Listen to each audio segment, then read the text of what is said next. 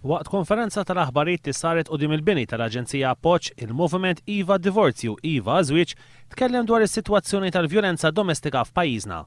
Minkejja li din l-Aġenzija toffri servizzi favur il-vittmi ta' dan l-abbuż, in-nuqqas ta' liġi ta' divorzju qed tostakola lill-istess vittmi.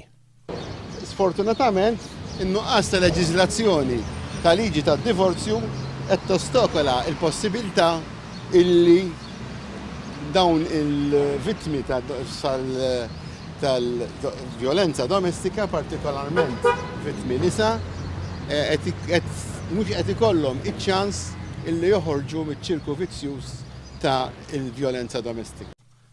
Riċerka li saret mill-esperta tal-liġi tal-familja Ruth Farrugia ħareġ li l-introduzzjoni ta' no-fault divorce tnaqqas il-vjolenza domestika.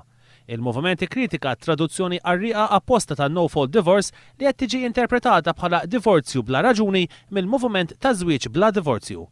One jistaqsa lid-deputat nazzjonalista Jeffrey Pullicino Orlando dwar id-dikjerazzjoni tal-Ministru Carmif Sulbonici.